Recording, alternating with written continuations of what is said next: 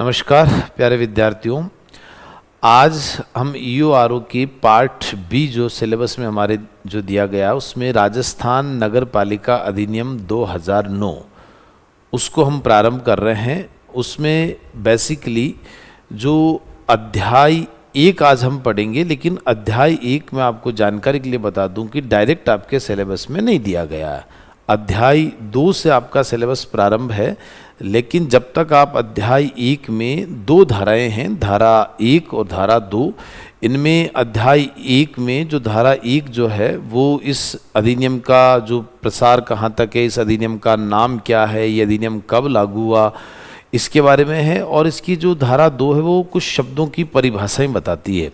तो जब तक हम इन शब्दों की परिभाषाओं को थोड़ा सा ठीक से समझ नहीं लेते हैं, तब तक आगे के जो अध्याय है उनको थोड़ा पढ़ना बहुत मुश्किल हो जाता है। इसलिए इस अध्याय को पढ़ना बहुत ही महत्वपूर्ण है। भले ही डायरेक्ट सिलेबस में नहीं दिया गया, लेकिन ये सब चीज़ें आगे के अध्याय जो आपके सिलेबस में दिए गए उन सब में बड़ा ही महत्वपूर्ण रोल अदा करेगी, ताकि आपका ग्राउंड तैयार रहेगा, ताकि आपको पढ़ने में कोई दिक्कत ना हो कि शब्द का अर्थ ये होता है, इस शब्द का अर्थ ये होता है। चलिए प्रारंभ करते हैं कक्षा को। सबसे पहले आपको ये देखना कि राजस्थान नगर पालिका अधिनियम 2009 इस एक्ट का जो कानूनी नाम है, जो राजस्थान विधानसभा के द्वारा 2009 में जो पारित किया गया था, इसका नाम यही रखा गया। और 2009 में हमारे राजस्थान की विधानसभा ने जितने भी कानून पारित किए उनमें से ये अधिनियम संख्या 18। देखिए, मैं आपको जानकारी के लिए बता दूं कि जब विधानसभा से कोई भी कानून उसमें पेश होता है बनने के लिए, तब वो बिल कहलाता है, अर्थात वो विधेयक कहलाता है। और जब उस पर राज्यपाल की मोहर लग जाती है तब वो एक्ट बन जाता है, यानी अधिनियम बन जाता है। तब ये क्या बन जाता है? अधिनियम बन जाता है, यानी एक्ट बन जाता है। ठीक है। तो वर्ष 2009 में राजस्थान विधानसभा ने ये 18वें नंबर का जो बिल पास किया और फिर राज्यपाल ने उस पर मोहर लगा दी, तो ये अधिनियम कौन सा हो गया? 18वां नंबर का अधिनियम हो गया। तो वर्ष 2009 में राजस्थान विधानसभा ने जो बिल पास किया उस पर राज्यपाल ने मोहर लगाई। अब देखिए, एक तो अधिनियम संख्या 18 हो गया।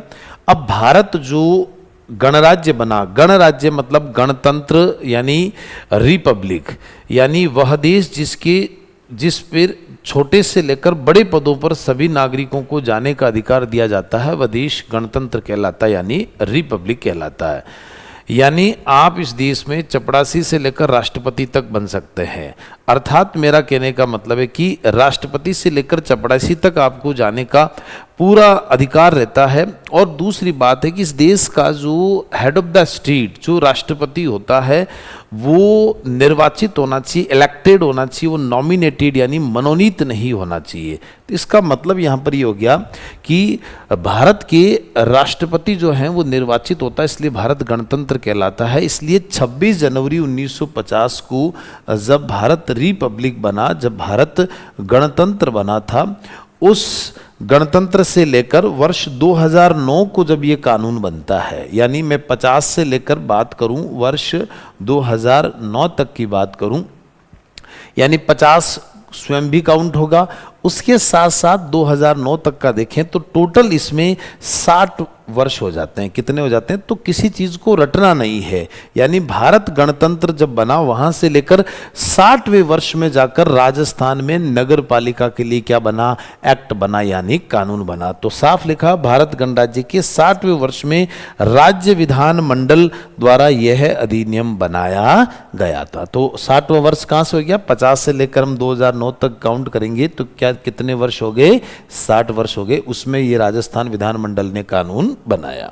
ठीक है, चलिए आगे देखते हैं कि अध्याय 1 में अभी मैंने शुरुआत में ही आपको कहा था कि इसमें 2 धाराएं हैं। एक है धारा 1 और दूसरी है धारा 2।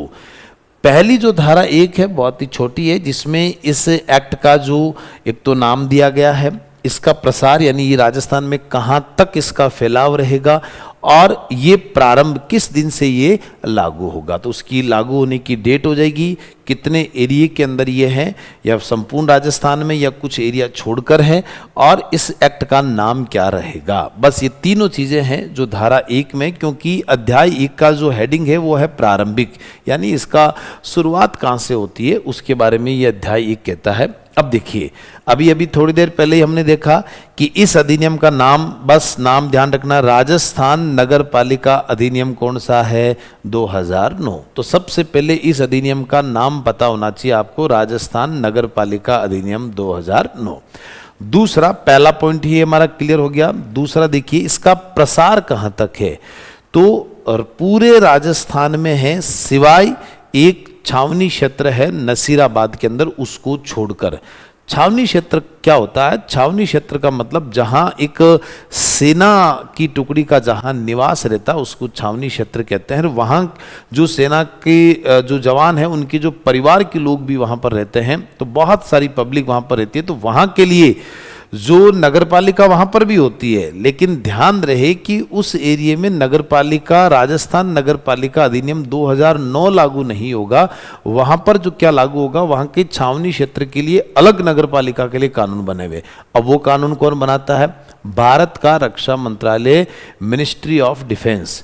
अब रक्षा मंत्रालय के अधीन एक निकाय होता है, देखिए वो जो निकाय होता है रक्षा संपदा महानिदेशालय, वो हमारी जो भारतीय सेना है, नौसेना है, वायुसेना है, छावनी क्षेत्र है, इनसे संबंधित रक्षा मंत्रालय को सलाह देने वाला एक निकाय, एक बॉडी होती है जो रक्षा मंत्रालय के अधीन रहकर काम करती है। इस निकाय का, जिसे रक्षा संपदा महानिदेशालय, इसका ये एक तरह से एक बॉडी होती है, रक्षा मंत्रालय के अधीन एक संस्था काम करती है।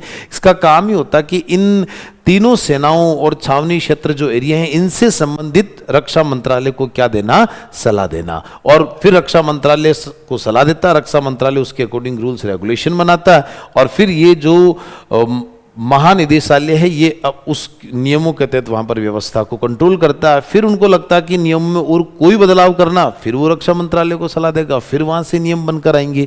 तो इसका प्रसार छावनी क्षेत्रों, अब छावनी क्षेत्र राजस्थान में किस जगह है, केवल एक ही जगह, वो कहां पर है, केवल नसीराबाद में, ठीक है। इसमें इसको छोड़कर संपूर्ण राजस्थान में क्या है, लागू है। तो राजस्थान नगर पालिका अधिनियम 2009 केवल नसीराबाद में जो छावनी क्षेत्र वाला जो एरिया है उसको छोड़कर बाकी एरिया में क्या है, लागू है। तो क्या यह सवाल बनता कि नसीराबाद में नगरपालिका अधिनियम 2009 लागू नहीं है, पर छावनी क्षेत्र वाले को छोड़कर। अब कौन से एरिया में लागू है कि जो हाउसिंग बोर्ड के द्वारा वहां पर एक अलग से कॉलोनी वगैरह बनाई गई थी, उसके अंदर वहां पर राजस्थान नगरपालिका अधिनियम 2009 के तहत वहां पर चतुर्थ श्रेणी, जो सबसे छोटी नगरपालिका के अंदर, जो सबसे नगरपालिका में 3 संस्थाएं होती है, आगे हम पढ़ेंगे, नगर निगम, नगर परिषद और नगरपालिका बोर्ड। अब नगरपालिका बोर्ड में भी 3 संस्थाएं होती है, एक नगरपालिका बोर्ड द्वितीय, एक नगरपालिका बोर्ड तृतीय, एक नगरपालिका बोर्ड चतुर्थ, यानी चौथी श्रेणी। तो सबसे छोटी श्रेणी की जो नगरपालिका बोर्ड है वो केवल नसीराबाद में, वो भी हाउसिंग बोर्ड, जहां आम पब्लिक रहती है, हाउसिंग बोर्ड द्वारा बनाई गई जो कॉलोनियां हैं वहां पर जो आम पब्लिक रहती है, बस वहीं पर ही लागू है। तो नसीराबाद में ये राजस्थान नगरपालिका अधिनियम 2009 लागू है जहां आम पब्लिक रहती है, सिवाय केवल नसीराबाद में छावनी एरिया को छोड़कर। तो देख लीजिए इसको, नसीराबाद में छावनी बोर्ड को छोड़ते हुए एक चतुर्थ श्रेणी, अब ये ध्यान रखना, 4th जो कैटेगरी के अंदर चतुर्थ श्रेणी की नगरपालिका बोर्ड है, जो राज्य की सबसे छोटी नगरपालिका है। सबसे छोटी नगरपालिका है वो कहाँ है, आपके नसीराबाद में है, चतुर्थ श्रेणी। क्योंकि नगरपालिका बोर्ड भी 3 कैटेगरी की हो जाती है, द्वितीय, तृतीय और चतुर्थ। ये चतुर्थ श्रेणी की क्या है, नगरपालिका है, ठीक है। तो देखिए इसका प्रसार, ये मैप आपको दिख रहा है, संपूर्ण राजस्थान में केवल एक यहां पर हमने ये ब्लॉक बनाया है कि ये छावनी क्षेत्र है नसीराबाद में, इसको एरिया को छोड़कर बाकी नसीराबाद में भी स्वयं में भी है, इस बात का ध्यान रखिए। आगे देखिए, अब ये प्रारंभ कहाँ से होगा, मैं देखिए आपको यहाँ से बता दूं कि ये अब हम तीसरी चीज पढ़ रहे हैं कि ये कानून कब प्रारंभ हो रहा है। यानी देखिए, ये ऐसी तारीख को प्रवर्त का मतलब क्या हो गया, लागू। ये ऐसी तारीख को लागू होगा जो राज्य सरकार राजपत्र में, राजपत्र एक सरकार का एक समाचार पत्र होता है, एक रजिस्टर होता है। उसमें सरकार कोई भी नीतियां बनाती है, कानून बनाती है, सरकार के कोई भी आदेश होते हैं, नियुक्ति का कोई आदेश होता है, वो जिसमें प्रकाशित होता है उसी को क्या कहते हैं, राजपत्र कहते हैं। बिना राजपत्र में एंट्री किए कोई भी नियम, कोई भी नीति, कोई भी नियुक्ति मान्य नहीं होगी। तो ये ध्यान रहे, राजपत्र एक तरह से सरकारी रजिस्टर होता है, उसमें जब एंट्री हो जाएगी कि इतनी तारीख को ये कानून लागू हो रहा, उसी दिन से ही वो लागू माना जाएगा। तो सरकार का एक सरकारी रजिस्टर होता है ये। तो राजपत्र में अधिसूचना, अब राजपत्र में जो लिखा जाएगा उसको क्या बोला जाएगा, अधिसूचना बोला जाएगा। तो राजपत्र में अधिसूचना द्वारा नियत करे, तो ये उस दिन लागू होगा जिस दिन राज्य सरकार अपने राजपत्र में नोटिफिकेशन के माध्यम से क्या करे, लागू करे, उसी दिन से ही ये कानून लागू माना जाएगा। अब देखिए कब हुआ, राजस्थान की जो विधानसभा है उसने, ये डेट ध्यान रखना, 27 अगस्त 2009, राजस्थान की विधानसभा ने 27 अगस्त 2009 को, देखिए मैंने अभी थोड़ी देर पहले आपको बताया कि जब विधानसभा में रहेगा तब ये बिल कहलाएगा। बिल यानी हिंदी में उसको विधेयक कहते हैं। वो उस समय वो कच्चा प्रारूप रहेगा, उसको पक्का प्रारूप बनाना है तो उसके लिए राज्यपाल की मोहर लगवानी पड़ेगी, और राज्यपाल की मोहर लगते ही वो अधिनियम बन जाता है, यानी एक्ट बन जाता है। तो देख लीजिए, पहले विधानसभा से 27 अगस्त 2009 को ये पारित हुआ, फिर 11/9/2009 यानी 11 सितंबर 2009 को माननीय राज्यपाल, देखिए राज्यपाल के आगे शब्द क्या लगा है, माननीय, ऑनरेबल गवर्नर, यानी हिज एक्सीलेंसी, महामहिम शब्द नहीं होगा, ये इस बात का ध्यान रहे, क्योंकि 2014 में राज्यपाल के प्रोटोकॉल में परिवर्तित करते हुए ये व्यवस्था कर दी गई कि महामहिम हिज एक्सीलेंसी राष्ट्रपति महोदय के लिए प्रयोग होता है। राजस्थान में राज्यपाल के लिए नाम के आगे माननीय और नाम के पीछे महोदय बोला जाएगा, माननीय राज्यपाल महोदय, ये उच्चारण का तरीका रहेगा। 2002 में 9 में एक सर्कुलर पारित करके और राज्यपाल के लिए एक ऑर्डर जारी कर दिया गया। राज्यपाल ने स्वयं ने कर दिया था कि नाम के आगे माननीय लगाया जाएगा, इसीलिए ये ध्यान रहे, माननीय राज्यपाल द्वारा हस्ताक्षरित हुआ अर्थात कानून बना, राज्यपाल की मोहर लगते क्या बन गया, कानून बन गया। और 15/9/2009 को राज्य सरकार द्वारा राजपत्र में अधिसूचित कर दिया गया। अब जिस दिन राजपत्र में अधिसूचित किया गया उसी दिन से ये कानून क्या हो गया, लागू हो गया। तो राज्यपाल ने 11 सितंबर को हस्ताक्षर किए, लेकिन 15 नवंबर को उसको राजपत्र में प्रकाशित करने से क्या हो गया, लागू हो गया। तो 15/9/2009 से प्रभावशील यानी प्रवर्त यानी लागू हो गया। तो 27 अगस्त 2009 को विधानसभा से पारित, 11/9/2009 को राज्यपाल की अनुमति हस्ताक्षर, यानी यहां पर ये बिल है, ठीक है, यहां पर राज्यपाल की मोहर लगते ये एक्ट बन गया, और यहां से ये उस दिन क्या हो गया, प्रभावी यानी लागू हो गया। क्लियर है ये तीनों डेट्स।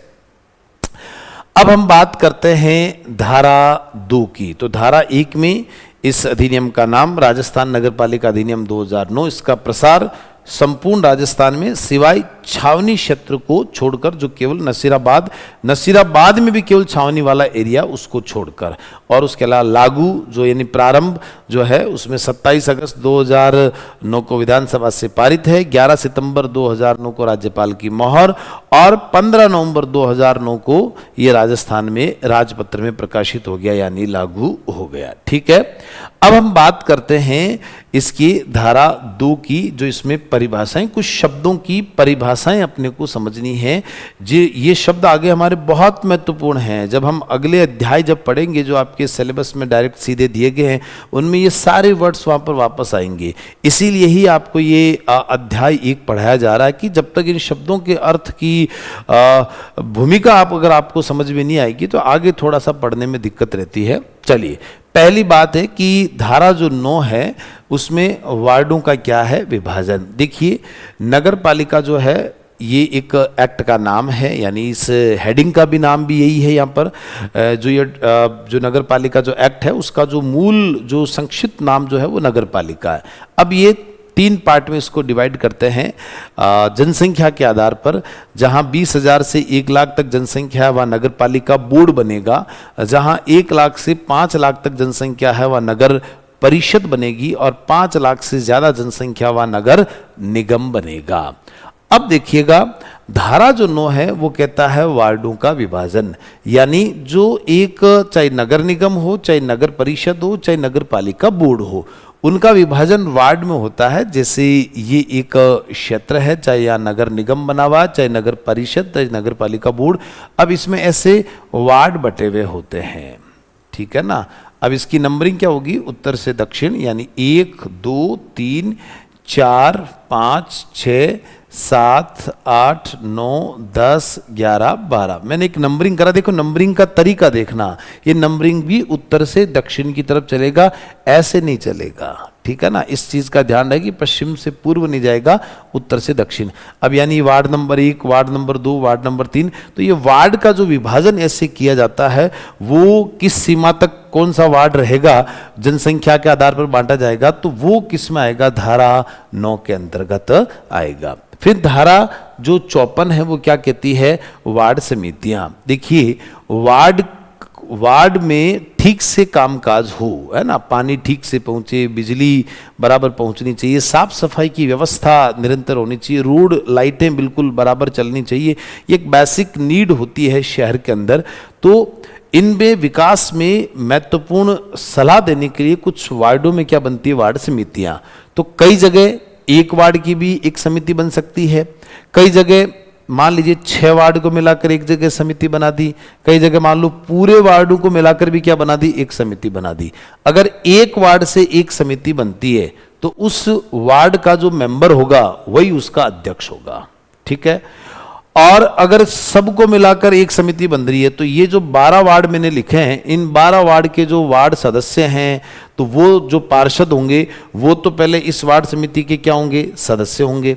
फिर अध्यक्ष कौन बनेगा, ये 12 अपने में से ही एक चुनाव करके तय करेंगे, वही इस वार्ड समिति का क्या होगा, अध्यक्ष होगा। क्लियर है। तो इन 12 में से सारे मेंबर होंगे और वही उसका क्या होगा, अध्यक्ष होगा। और एक वार्ड का क्या होगा, अगर एक वार्ड से एक ही समिति है तो उस वार्ड से फिर क्या होगा कि वही उसका क्या होगा, अध्यक्ष होगा। तो ऐसे वार्ड समितियां होती है जो उस नगर पालिका के अंतर्गत विकास के लिए क्या देती है, सलाह देती है। फिर देखिए महत्वपूर्ण जो एक कार्यपालक समिति होती है, एग्जीक्यूटिव कमेटी होती है, धारा 55 के तहत। अब देखिए जैसे हमारी सरकार में एक मंत्रिमंडल होता है जिसे हम कैबिनेट कहते हैं, जैसे पूरी सरकार में जो मंत्री होते हैं, जैसे एक विभाग में 3 मंत्री होते हैं, एक विभाग का सर्वोच्च मिनिस्टर होता है कैबिनेट मंत्री, उसकी सहायता के लिए एक राज्य मंत्री और एक राज्य मंत्री स्वतंत्र प्रभार और एक उप मंत्री। अब देखिए राज्य मंत्री या राज्य मंत्री स्वतंत्र प्रभार वो दोनों में से एक रहेगा, प्रधानमंत्री पे निर्भर करता है, राज्य में मुख्यमंत्री पर निर्भर करता है। लेकिन मेरा कहने का मतलब कि मैंने ये जो नाम बोले ये सब मिलाकर तो कहलाएंगे मंत्री परिषद, जिसमें कैबिनेट मंत्री भी आएगा, राज्य मंत्री भी आएगा, राज्य मंत्री स्वतंत्र प्रभार भी आएगा और उप मंत्री भी आएगा। लेकिन जैसे मैंने बोला कि कैबिनेट मंत्री यानी हर विभाग का टॉप मोस्ट मिनिस्टर होता, जिसको राजनीति का अनुभव होता, लगभग 25-30 साल जिसको राजनीति करते होंगे, ऐसे व्यक्ति को, अनुभवी व्यक्ति को कैबिनेट मिनिस्टर बनाया जाता है, जो विभाग का सर्वे सर्वा होता है, उसका निर्णय विभाग में अंतिम होता है, हर मंत्रालय में उसका निर्णय क्या होगा, अंतिम होगा। अब मान लीजिए मैं रक्षा मंत्री हूं, अब मीटिंग चल रही है सरकार की अभी वित्त मंत्रालय की, तो मैं उसकी बैठक में भी भाग लेने जाऊंगा, शिक्षा विभाग की बैठक में भी भाग लेने जाऊंगा, उसके अलावा पेट्रोलियम मंत्रालय की बैठक में भी भाग लेने जाऊंगा, वित्त मंत्रालय की बैठक में भाग लेने जाऊंगा। अर्थात कैबिनेट मंत्री सरकार की प्रत्येक बैठक में भाग लेने जाता है। अर्थात सरकार के जो कैबिनेट मिनिस्टर होते हैं वो सर्वोपरि होते हैं, वो कैबिनेट वही सब कुछ निर्णय लेते हैं। ठीक उसी प्रकार से हमारी नगर पालिका के अंदर जो ये कार्यपालक समिति होती है, इसके जो मेंबर्स होते हैं, ये जितनी भी समितियां होती है, जैसे नगर निगम में राजस्थान में अधिकतम 8 समितियां बन सकती है ना, विकास की सलाह देने के लिए। नगर परिषद में अधिकतम 6 समितियां बन सकती है और नगर पालिका बोर्ड में अधिकतम 4 समितियां बन सकती है। अब ये जो समितियां होती है, उन समितियों में सबसे टॉप मोस्ट समिति होती है, वो कौन सी होती है? कार्यपालक समिति होती है। यानी समितियों, एक तरह से ये नगर पालिका की कैबिनेट होती है, मंत्रिमंडल होती है। बाकी समितियां सबको मिलाकर तो मंत्री परिषद बोलेंगे, और ये जो एक टॉप मोस्ट होती है वो कौन सी होती है? कैबिनेट होती है। ये सरकार, ये नगर पालिका जो होती है उसके नीतियों और वित्तीय मामलों से संबंधित निर्णय लेती है। बहुत महत्वपूर्ण बात है। यानी देखिए, ये समिति नगर पालिका की नीतियों और वित्तीय मामलों से संबंधित क्या लेती है? निर्णय लेती है कि बजट कैसे होना चाहिए, बजट का खर्च किस किस प्रकार, कौन कौन सी मद पर किया जाना चाहिए। नीतियां, नगर पालिका की कुछ और अलग पॉलिसीज अगर बनाई जानी है तो इसकी सलाह सबसे क्या होती है? महत्वपूर्ण होती है। तो ये हमारे जो धारा जो 55 है उसके अंतर्गत कार्यपालक क्या आती है? समिति आती है। धारा 54 में हमने पढ़ लिया क्या आती है? वार्ड समिति आती है। नेक्स्ट देखिएगा, नगर पालिका की निधि, म्युनिसिपल जो फंड होता है वो धारा 79 के तहत, जैसे भारत सरकार के पास एक संचित निधि होती है अनुच्छेद 266(1) के तहत, ठीक उसी प्रकार राज्य सरकार के पास भी एक संचित निधि होती है अनुच्छेद 266(2) के तहत।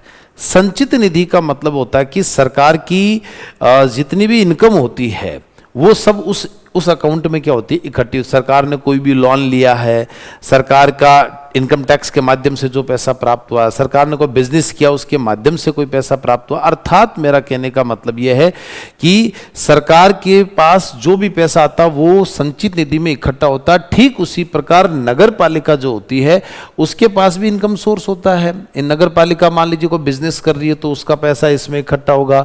नगर पालिका ने कोई भी टैक्स लगाया, जो पैसा इकट्ठा होगा वो इस नगर पालिका निधि में इकट्ठा होगा। कोई शुल्क लगाया वो इसमें क्या होगा? इकट्ठा होगा। कोई फीस लगाई वो नगर पालिका निधि में क्या होगी? इकट्ठी होगी। तो एक तरह से ये फंड यानी अकाउंट होता है नगर पालिका का। क्योंकि ये कितनी गजब बात है कि नगर पालिका एक स्वतंत्र बॉडी होती है, उसका खुद का एक फंड होता है, उसमें जो उसका पैसा आता है उसी से फिर वो अपना बजट बनाती है। फिर राज्य सरकार उसको और अनुदान भी देती है। अगर उसके बजट में अगर कोई अच्छी बात है और नगर पालिका के पास आय है 5 रुपए की, उसने बजट बनाया मान लीजिए 8 रुपए का, तो उसमें 3 रुपए सरकार उसमें क्या देती है? अनुदान भी देती है। तो ये नगर पालिका की क्या हो गई? निधि हो गई। अब हम बात कर लेते हैं बजट प्राकलन का। बजट एस्टिमेट जो धारा 87 में है, देखिए प्रत्येक जो नगर पालिका होती है वो 15 जनवरी से पहले अपना बजट क्या कर लेती है? तैयार। तो ये देखिए 15 जनवरी से पहले बजट क्या हो गया? तैयार हो गया। बजट जो ईओ एग्जीक्यूटिव ऑफिसर जो अध्यक्ष है ये सब मिलकर तैयार कर, वैसे तो जो प्रशासनिक ढांचा वो तैयार करता है, अध्यक्ष की तो केवल एक अनुमति होती है। फिर 15 फरवरी जो है वहां तक नगर पालिका में जो वार्ड मेंबर होते हैं, है ना, निगम में निगम पार्षद होंगे, परिषद में पार्षद होंगे, तो ये उसकी तरफ से फिर वहां पर क्या दिलाई जाती है? मंजूरी। तो 15 जनवरी से पहले तैयार हो जाता है और 15 फरवरी से पहले नगर पालिका जो है वो उसको क्या कर देती है? मंजूरी प्रदान। और फिर उसकी एक प्रति यानी एक कॉपी कहां भेजी जाएगी? राज्य सरकार के पास भेजी जाएगी। तभी तो राज्य सरकार के पास राज्य सरकार उनको क्या देगी? अनुदान देगी। तो 28 फरवरी तक राज्य सरकार को नगर पालिका बजट की एक प्रति क्या करती है? भेज देती है। तो बजट की एक प्रति नगर पालिका को कब तक भेजेगी? 28 फरवरी तक भेज देती है। तो 3 डेट ध्यान रखनी, 15 जनवरी, 15 फरवरी और 28 फरवरी। 15 जनवरी से पहले बजट तैयार, 15 फरवरी से पहले आपकी नगर पालिका उसको मंजूरी दे देगी और 28 फरवरी से पहले जो है या 18 फरवरी तक लास्ट राज्य सरकार को इसकी एक कॉपी भेज दी जाएगी। ठीक है, चलिए अब देखिए नगर पालिका लेखा निर्देशिका। इस निर्देशिका समझ को यानी अंग्रेजी में इसको मैनुअल कहा जाता है। धारा जो 91 है, देखिए वित्तीय लेन देन है ना, पैसों का लेन देन किस प्रकार दर्ज किए जाएंगे, इसका पूरा खाका और नियमों का जो संकलन होता है उसे क्या कहते हैं? निर्देशिका। जो भी नगर पालिका में पैसा 1-1 रुपए, मतलब आप ये मानिए कि नगर पालिका के अगर 10 रुपए भी खर्च हुए वो भी जिस डायरी में मेंटेन किया जाता है उसी को क्या कहते हैं? निर्देशिका कहा जाता है। बही खाता होता है ना, जैसे बनिया की दुकान पे जाते हैं, एक रेड डायरी होती है उसमें बही खाता होता है, हर खर्च वहां पर लिखा जाता है। तो जो भी पैसा आया, तो एक तरह से लेन देन जिसमें एंट्री जिसमें दर्ज किए जाते हैं उसे क्या कहते हैं, निर्देशिका कहते हैं। और ये कौन सी धारा में आती है, धारा 91 यानी 91 में आती है। नेक्स्ट देखिएगा, अब हम बात करते हैं एक वित्तीय विवरण के बारे में। जो फाइनेंशियल स्टेटमेंट होता है, एक तुलन पत्र यानी बैलेंस शीट होता है। दोनों ही एक ही धारा में है, ये भी धारा 92 में है और ये भी किस में है, धारा 92 में यानी 92 में है।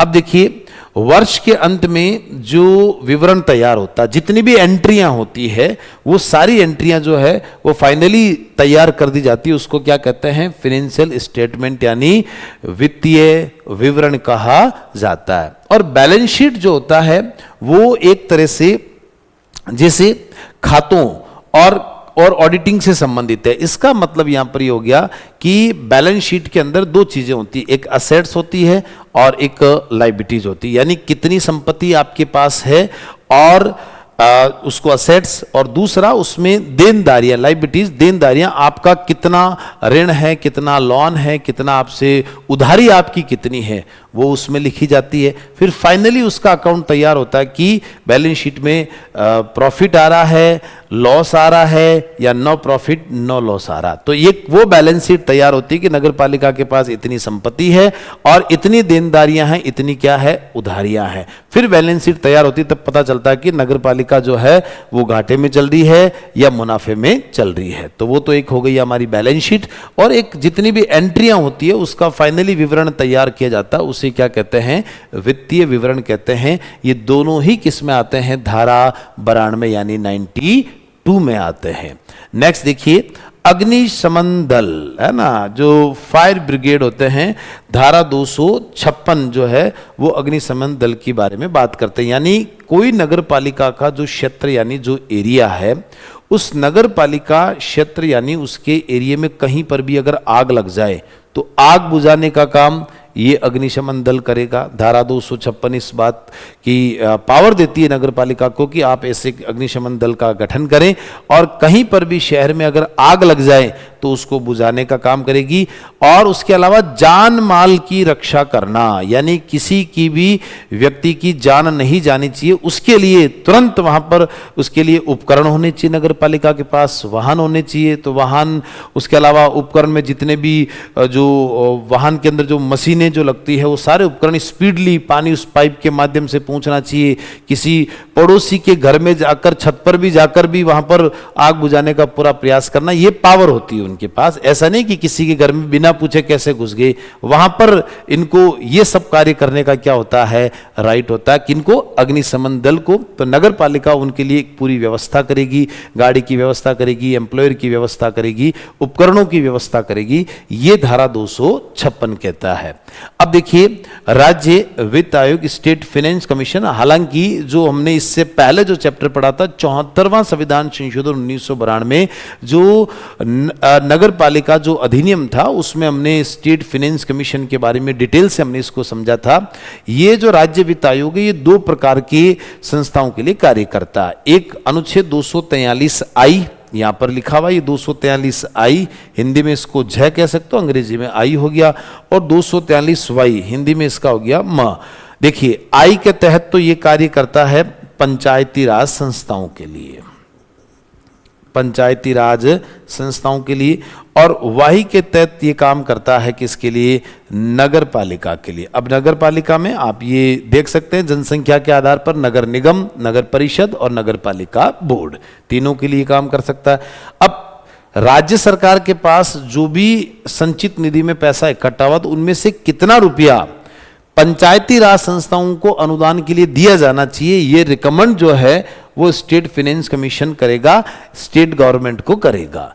ठीक उसी प्रकार से ये 243Y के तहत यही राज्य वित्त आयोग शहरी निकायों को कितना पैसा अनुदान के रूप में दिया जाना चाहिए उसके लिए सिफारिश करेगा। 243Y के तहत राज्य सरकार को करेगा राज्य वित्त आयोग। अब देखिए, ये जो राज्य वित्त आयोग है इसका गठन कौन करता है, राज्य का राज्यपाल करता है। इस बात का ध्यान रखना, प्रत्येक 5 वर्ष में राज्य का राज्यपाल एक स्टेट फाइनेंस कमीशन, राज्य वित्त आयोग का गठन करता है। लेकिन ये बात आपको ध्यान रखना कि वो जो राज्य वित्त आयोग है वो पूरे 5 साल काम नहीं करता है। जैसे मैं आपको उदाहरण के तौर पर बताऊं कि 1 अगस्त 2025 को राजस्थान में 7वें वित्त आयोग का गठन किया गया श्री अरुण चतुर्वेदी के नेतृत्व में। एक नरेश कुमार ठकराल सदस्य सचिव भी उसमें नियुक्त हुए हैं। अब ये जो आयोग है, 7वां वित्त आयोग बना है, इसका कार्यकाल 1.5 वर्ष का होगा। अब ये जो मैंने अवधि आपको 1.5 वर्ष बताई है, ये संविधान में लिखी हुई नहीं है, ये किसी कानून में लिखी हुई नहीं है। जब राज्यपाल इसका अपॉइंटमेंट लेटर जारी करता कि मैंने 7वें वित्त आयोग के लिए श्री अरुण कुमार चतुर्वेदी को इसका अध्यक्ष नियुक्त किया, तो उसमें लिखा हुआ कि इसकी अवधि 1.5 वर्ष की रहेगी। यानी ये जो वित्त आयोग बना है, ये वित्त आयोग 1.5 वर्ष में अपनी रिपोर्ट राज्यपाल को सबमिट करा देगा। अब राज्यपाल क्या करेगा कि उसको विधानसभा में रखवाएगा, फिर राज्य सरकार जो है, जो रिपोर्ट आई है, वो रिपोर्ट के आधार पर ही राज्य सरकार पूरे 5 साल तक, यानी 2025 से लेकर 2030 तक, यानी पूरे 5 साल तक जो है वो इस आयोग की रिपोर्ट के आधार पर ही इन संस्थाओं को, पंचायती राज संस्थाओं को और नगर पालिका की संस्थाओं को क्या देगी, पैसा देगी। तो वो तो रिपोर्ट 1.5 साल में सौंप कर चला जाएगा, तो उसका कार्यकाल तो 1.5 साल हो गया। अब वो पूरी उसकी जो सिफारिश है पूरे 5 साल चलेगी। फिर 5 साल कंप्लीट हो गए, फिर अगले 5 साल कंप्लीट होते राज्यपाल फिर नए वित्त आयोग का क्या करेगा, गठन। तो मैंने कहा ना, प्रत्येक 5 वर्ष में गठन करता है, लेकिन जो गठन हुआ जो आयोग है वो कितने समय तक काम करेगा, वो अवधि डिसाइड कौन करता है, राज्य का राज्यपाल करता है। तो देखिएगा, अब कुछ और परिभाषाएं, विस्तृत डिटेल में कुछ परिभाषाएं हम देख लेते हैं, डेफिनेशंस। भवन निर्माता या विकासकर्ता, बिल्डर या डेवलपर। देखिए, ऐसा कोई अभिकरण यानी कोई एक एजेंसी या व्यक्ति जिसने अपनी स्वयं की भूमि या किसी करार का मतलब कोई एग्रीमेंट है ना, या तो खुद की भूमि है या करार के अधीन किसी अन्य की भूमि पर कोई कॉम्प्लेक्स स्वनिर्मित किया है यानी बनाया है। तो कहने का मेरा मतलब यह है कि ऐसा कोई व्यक्ति जिसकी खुद की क्या है, कोई भूमि है, जिसकी खुद की क्या है, कोई भूमि है, अब उस भूमि पर वो अपना बिल्डिंग बनाता है, तो वो खुद डेवलपर हो गया, भवन निर्माता हो गया। अब खुद की नहीं है, जैसे फॉर एग्जांपल कि आपका कोई प्लॉट है और मैं डेवलपर हूं, ठेकेदार हूं, आपने मुझे टेंडर दिया कि सर मेरे यहाँ पर आप 2 मंजिला एक इमारत बना दीजिए या 1 मंजिला बना दीजिए या 2 कमरे बना दीजिए। तो मैंने आपकी भूमि पर कोई भवन बनाकर दिया है, बट भूमि आपकी है, बना मैं रहा हूं, तो आप और मेरे बीच में क्या हुआ, एक करार हुआ है यानी एग्रीमेंट हुआ है। एक लेबर इतनी आप मुझे पे करेंगे, लेबर का चार्ज, मैं बदले में आपको भवन बना के दूंगा। तो मैंने आपकी भूमि पर एग्रीमेंट के तहत आपको भवन बना कर दिया, तो मैं क्या कहलाऊंगा, डेवलपर कहलाऊंगा, यानी भवन निर्माता कहलाऊंगा। अगला देखिए, कॉम्प्लेक्स 2 प्रकार के होते हैं, एक आवासीय होता है और रेजिडेंशियल, और दूसरा एक कमर्शियल होता है यानी वाणिज्यिक। तो आवासीय और वाणिज्यिक जो होते हैं, देखिए वाणिज्यिक के लिए क्या होता है कि जैसे कोई एक बड़ी बिल्डिंग होती है, जैसे फॉर एग्जांपल जैसे ये कोई एक बिल्डिंग है, ठीक है ना। अब इस बिल्डिंग में कम से कम 25 दुकानें यहाँ लिखी हुई है, 25 या अधिक इकाइयां मतलब शॉप्स जो होती है वो होती है।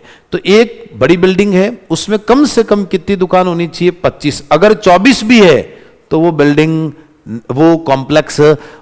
कॉम्प्लेक्स नहीं कहलाएगी, ठीक है। ये ध्यान रहे, कम से कम 25 और उससे ज्यादा ही होनी चाहिए, तब वो वहां कमर्शियल यानी लोग वहां खरीदारी के लिए आएंगे, यानी वहां से नगद पैसे की खरीदारी वहां पर होती है, इसलिए उसको वाणिज्यिक कॉम्प्लेक्स कहा जाएगा।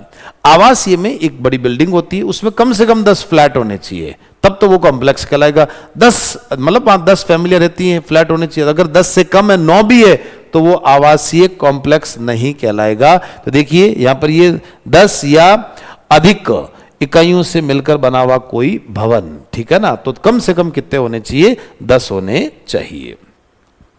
अब देखिए, केवल हम बिल्डिंग की बात करते हैं कि भवन किसे कहते हैं, बिल्डिंग किसे कहते हैं। देखिए, किसी भी प्रयोजन यानी पर्पस के लिए किसी भी सामग्री यानी जो सीमेंट होती है, ईंटें होते हैं, पत्थर होते हैं, ठीक है ना, कंक्रीट होती है, इससे निर्मित कोई भी संरचना। अब संरचना में कोई घर तैयार हो रहा है, स्ट्रक्चर, जिसमें देखो यहाँ आपको एक हम चित्र के माध्यम से समझा रहे हैं कि ये जैसे कोई भवन बन रहा है।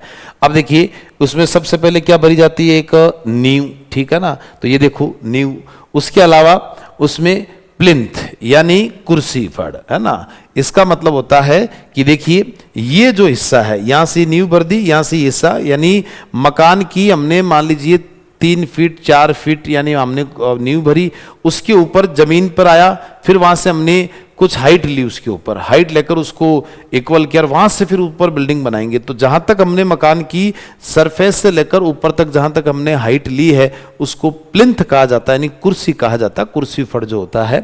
तो देखिए दीवारें आप जानते ही हो, ये इस बिल्डिंग की क्या है, दीवारें। फर्श, ये देखिए ये फर्श तैयार हो गया।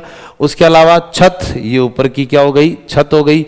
चिमनियां, ये देखो छत के ऊपर ये बड़ी, जहां से क्या निकलता है, धुआं निकलता, परंतु ध्यान रहे छत के यहां पर चिमनी नहीं होनी चाहिए, इससे आसपास की छतों पर धुआं नहीं जाना चाहिए। इसका भी एक तरीका होता है कि कुछ हाइट पर होना चाहिए ताकि वो हवा के अंदर निकल जाए धुआं।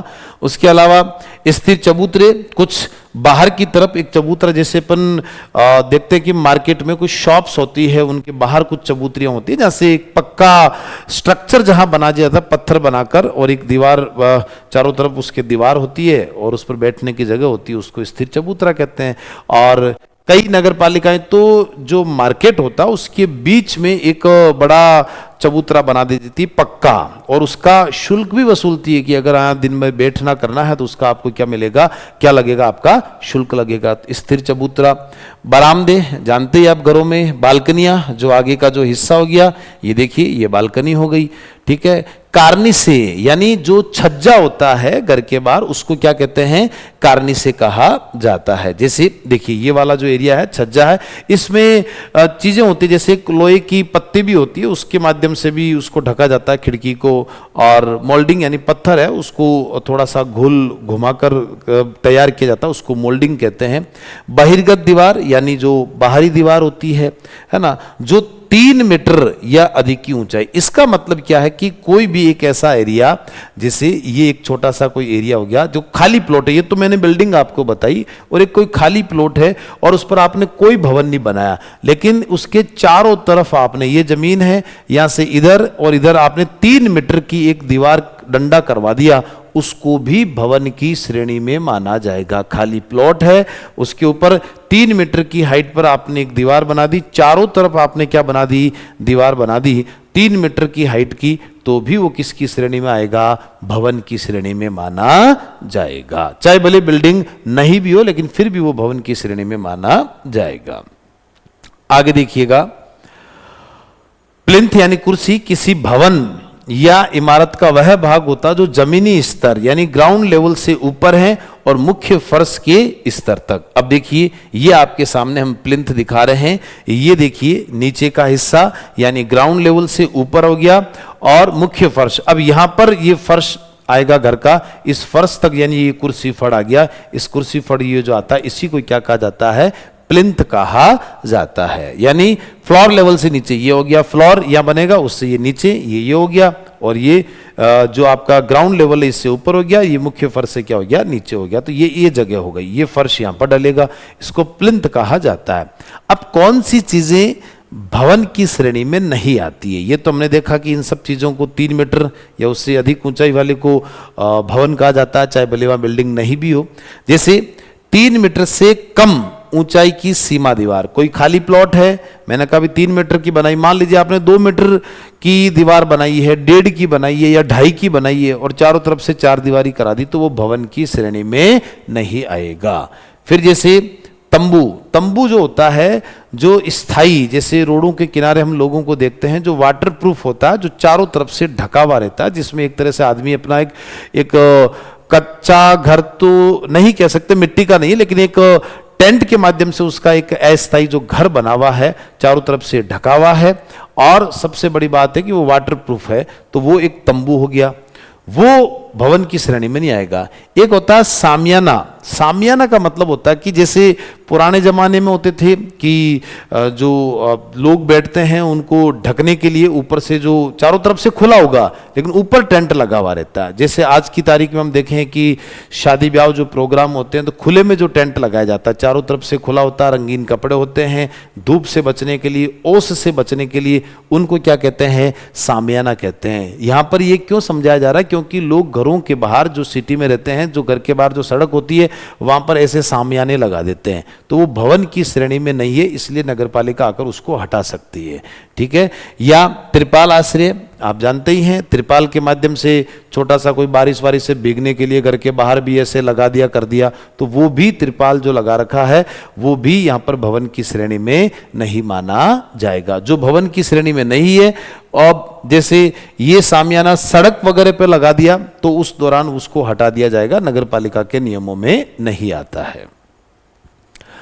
आगे देखिए नगर पालिका की संरचना, और इसकी तालिका में हम देखते हैं कि किस प्रकार की नगर पालिका राजस्थान में है। मैंने बता ही दिया कि जनसंख्या के आधार पर यहाँ पर 3 प्रकार की नगर पालिका बनाई गई है। जहां जनसंख्या कम है 20,000, और 20,000 से भी देखिए कम, कई जगह तो देखो राज्य सरकार के पास पावर है कि वो 10,000, हालांकि लिखा हुआ नहीं है, लेकिन जहां और पॉपुलेशन कम है लेकिन वहां शहरीकरण हो गया है, तो वहां 10,000 के आसपास भी वहां पर नगर पालिका बनाई जा सकती है, जैसे खाटू श्याम जी। अब वहां पर्यटक की दृष्टि से अगर बड़ा महत्वपूर्ण स्थान आ गया और वहां पर नगर पालिका बनानी है तो बिल्कुल बनाई जा सकती है। और देखिए जो 20,000 से 1 लाख तक जनसंख्या आएगी वहां नगर पालिका बोर्ड बनेगा, जहां 1 लाख से 5 लाख तक आएगी जनसंख्या वहां नगर परिषद बनेगी, और जहां 5 लाख से अधिक जनसंख्या वहां क्या बनेगा, नगर निगम बनेगा। तो देखिए नगर पालिका बोर्ड, जिसको संक्रमणकालीन क्षेत्र कहा जाता है, संक्रमणकालीन का मतलब है जो एरिया ग्रामीण से शहरीकरण में तब्दील होने जा रहा है, यानी वहां पर कृषि आय से भिन्न अन्य आय वहां पर हो रही है, उसको संक्रमणकालीन क्षेत्र कह रहे हैं। जो ग्रामीण से शहरी की तरफ तब्दील हो रहा है वहां पर बनेगा नगर पालिका बोर्ड बनेगा 1 लाख की जनसंख्या तक। यानी वैसे तो 20,000 का रूल बना हुआ है, लेकिन फिर भी यहां पर कई जगह पर्यटक की दृष्टि से भी महत्वपूर्ण है, तो वहां उससे कम में भी नगर पालिका जो चतुर्थ श्रेणी की है वहां पर बनाई जा सकती है। तो देखिए नगर परिषद 1 लाख से 5 लाख की जनसंख्या तक क्या बनेगा, नगर परिषद। इसको कहते हैं लघुत्तर नगरीय क्षेत्र, और सबसे बड़ी जो होती है उसको वृहत्तर नगरीय क्षेत्र कहते हैं नगर निगम, यानी 5 लाख से अधिक जनसंख्या होने पर लघुत्तर नगरीय क्षेत्र। अब देखिए इन तीनों संस्थाओं के अध्यक्ष और उपाध्यक्षों को क्या कहते हैं, और इनके राजनीतिक प्रमुख कौन होते हैं और प्रशासनिक प्रमुख कौन होते हैं। देखिए हमारे इस देश में एक व्यवस्था है कि एक जनता द्वारा चुने गए जनप्रतिनिधि जो पॉलिटिकल तरीके से, राजनीतिक तरीके से जो आते हैं, जो चुनाव जीत कर आते हैं, और दूसरा जो होता है एक पढ़े लिखे अफसर जो एग्जाम पास होकर आते हैं, प्रशासनिक प्रमुख होते हैं। क्योंकि देखो यहाँ कोई भरोसा नहीं है, अशिक्षित व्यक्ति भी आ सकता है, इसलिए पढ़ा लिखा व्यक्ति उनके एक साथ होना चाहिए। आप जिस एग्जाम की तैयारी कर रहे हैं वो आप पढ़े लिखे, देखिए आपको पढ़ना पड़ रहा है, पूरे एग्जीक्यूटिव ऑफिसर कितने रूल्स रेगुलेशन नियम कायदे सब पढ़ोगे, फिर आप एग्जाम दोगे, फिर आपका सिलेक्शन होगा। या तो चुनाव जीतकर आपको आना, ये सब चीजें पढ़ने की आवश्यकता ही नहीं है। इसलिए पढ़ा लिखा अफसर साथ होना चाहिए, उसको प्रशासनिक अधिकारी की भी यहां पर नियुक्ति होती है। अब देखिए नगर पालिका बोर्ड में जो राजनीतिक प्रमुख होता है उसको अध्यक्ष कहा जाता है, और उपाध्यक्ष को क्या बोलेंगे, उपाध्यक्ष बोलेंगे। ठीक है। और नगर परिषद में क्या कहलाएगा, सभापति और उपसभापति। अब नामों से आपको आगे पहचाना कि अगर मैंने सभापति बोला तो तुरंत आपके दिमाग में आना चाहिए नगर परिषद की बात चल रही है, अध्यक्ष की बात है, नगर पालिका बोर्ड की बात चल रही है। और जहां महापौर, इसको अंग्रेजी में मेयर कहते हैं, ये डेप्यूटी मेयर होता है, महापौर उप महापौर यानी नगर निगम में। तो नगर निगम में राजनीतिक प्रमुख महापौर यानी मेयर, और डेप्यूटी मेयर यानी उप महापौर यानी उपाध्यक्ष होता है। अब देखिए नगर पालिका बोर्ड में जो जनता द्वारा चुने गए मेंबर होते हैं इनको सदस्य कहेंगे, वार्ड सदस्य कहा जाएगा, वार्ड मेंबर कहा जाएगा। इनका चुनाव सबका क्या होगा, प्रत्यक्ष होगा, इन तीनों का ही। और यहां पर ये जो अध्यक्ष उपाध्यक्ष जो बने हुए हैं इन सब का चुनाव कैसे होगा बताओ, अप्रत्यक्ष यानी इनडायरेक्ट होगा।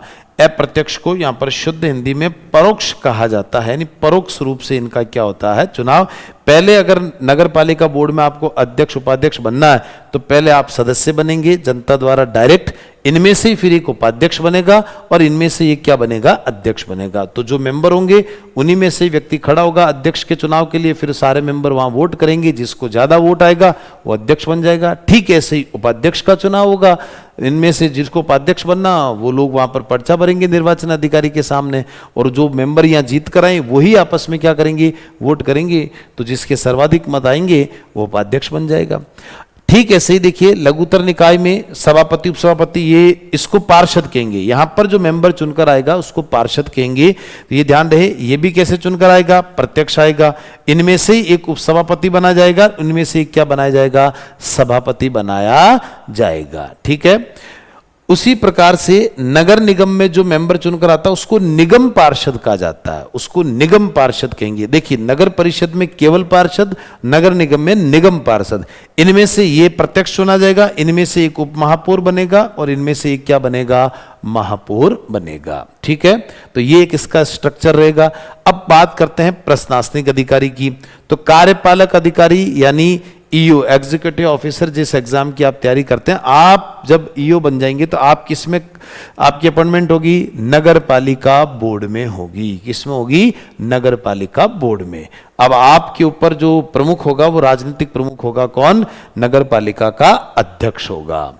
ठीक ऐसे ही नगर परिषद में कौन होता है, जो प्रशासनिक कमिश्नर होता है उसको आयुक्त कहते हैं, और नगर निगम में भी क्या होता है, आयुक्त कमिश्नर।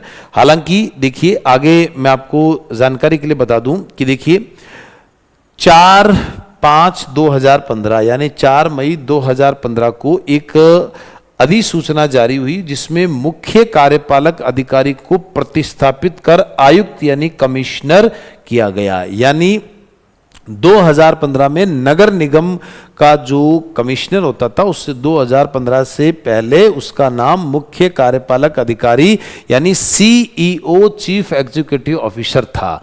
लेकिन 4 मई 2015 को इसको सीईओ का नाम बदलकर केवल कमिश्नर कर दिया गया। तो अब ये ध्यान रहे कि नाम के अंदर आपको कंफ्यूजन नहीं होना चाहिए। मैं फिर से आपको ये स्लाइड बताता हूं। देखिए यहां ये आयुक्त, तो देखो पहले इसका नाम क्या था, सीईओ। कब से, 2015 से पहले। 2015 के में 4 मई 2015 को फिर इसका नाम क्या कर दिया गया, कमिश्नर कर दिया गया, नहीं आयुक्त कर दिया गया। तो देख लीजिए ये नाम कर दिया गया। वापस आ जाते हैं, नगर पालिका जो बोर्ड है अभी हम पढ़ रहे थे, जहां 20,000 से 1 लाख तक जनसंख्या, और वहां पर क्या किया जा रहा है कि 3 प्रकार की नगर पालिका बोर्ड भी 3 प्रकार की होती है, नगर पालिका द्वितीय, नगर पालिका तृतीय, नगर पालिका चतुर्थ।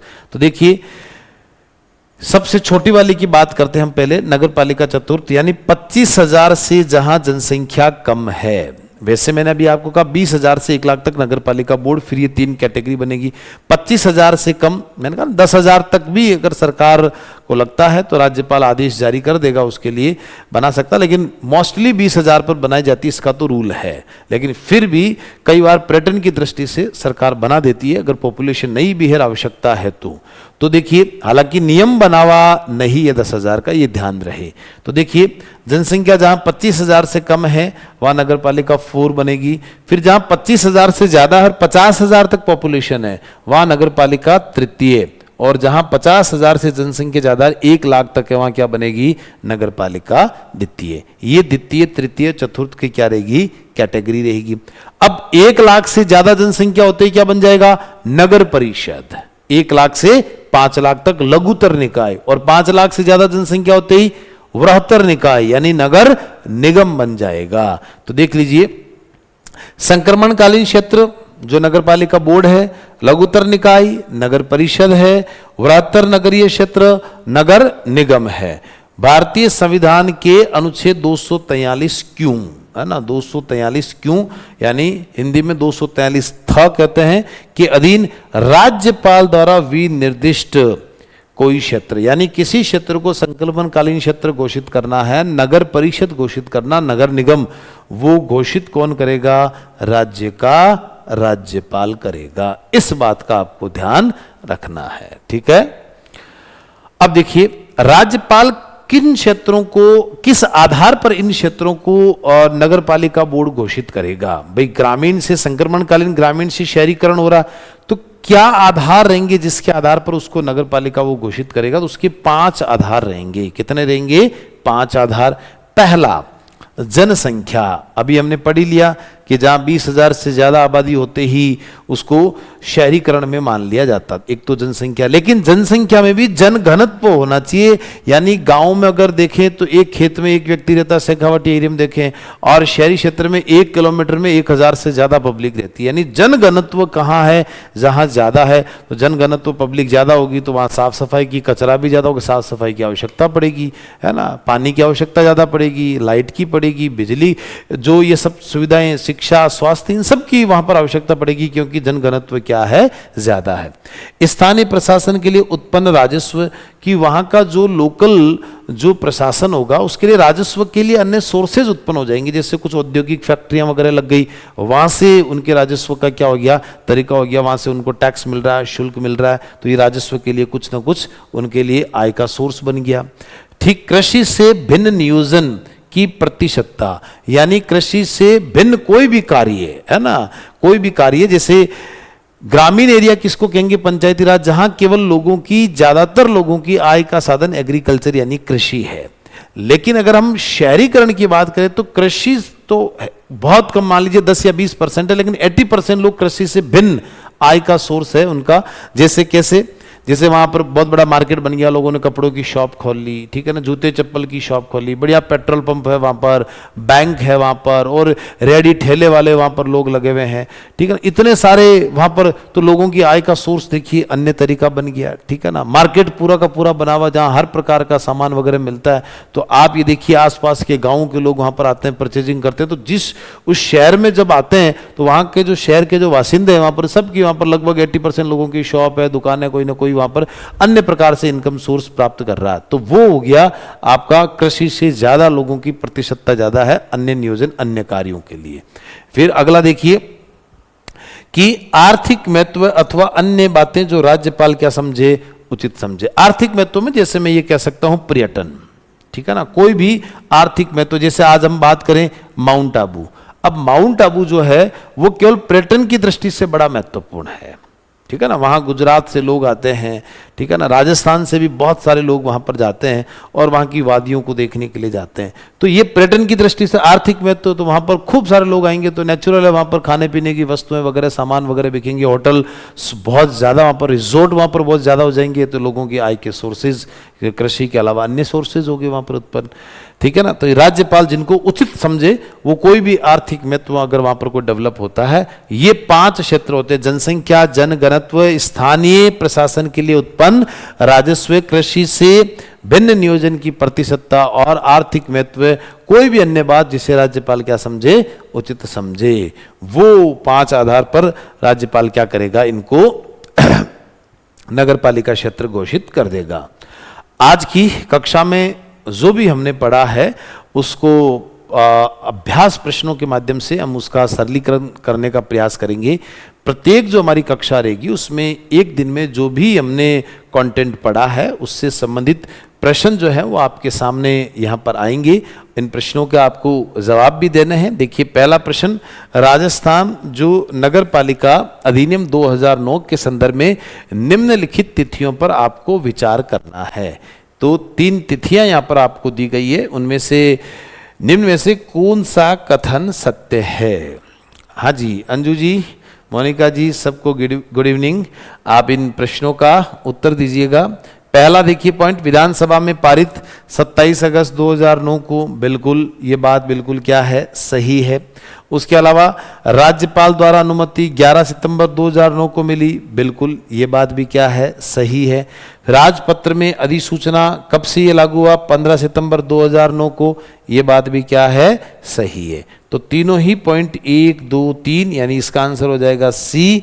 1, 2, 3 तीनों ही उसका उत्तर क्या है? सही है। नेक्स्ट क्वेश्चन देखिएगा, नसीराबाद के संदर्भ में, केवल किसके संदर्भ में बात चल रही है? नसीराबाद के संदर्भ में अधिनियम के विशेष प्रावधानों के तहत निम्नलिखित में से कौन सा कथन, कौन सा तथ्य सही है? केवल नसीराबाद के लिए आपसे पूछा गया है। तो देखिए 4 चीजें आपको दी गई है उनमें से पहला, नसीराबाद में केवल छावनी बोर्ड कार्यरत है, वहां कोई नगरपालिका निकाय नहीं। ये पॉइंट गलत है। मैंने बताया था कि नसीराबाद में दो प्रकार की नगरपालिका, एक तो छावनी बोर्ड की अपनी अलग नगरपालिका, लेकिन जहां हाउसिंग बोर्ड द्वारा जो कॉलोनी बनाई गई थी वहां पर चतुर्थ श्रेणी की सबसे छोटी जो नगरपालिका जो बोर्ड है वो चतुर्थ श्रेणी की नगरपालिका वहां पर है, बिल्कुल है। तो ये पॉइंट तो गलत हो गया। नसीराबाद में छावनी बोर्ड को छोड़ते हुए एक चतुर्थ श्रेणी की नगरपालिका बोर्ड भी है जो राज्य की सबसे छोटी नगरपालिका, बिल्कुल यही पॉइंट क्या हो गया, सही हो गया। ठीक है, और बाकी पूर्णतः नगर परिषद आते ही पॉइंट कट हो गया। और नसीराबाद प्रशासनिक नियंत्रण सीधे केंद्र सरकार 9, ये सारा काम गृह मंत्रालय, बिल्कुल गलत है ये। तो यहां पर दूसरा पॉइंट क्या हो गया, सही हो गया। अधिनियम की धारा 2, धारा 1 और 2 आज हमने पढ़ा, तो यहां पर धारा 2 के बारे में पूछा जा रहा कि 2 के तहत भवन, अभी हमने पढ़ा बिल्डिंग के बारे में, बिल्डिंग की परिभाषा में निम्नलिखित में से किसे शामिल नहीं किया गया, कि किसे भवन नहीं माना गया।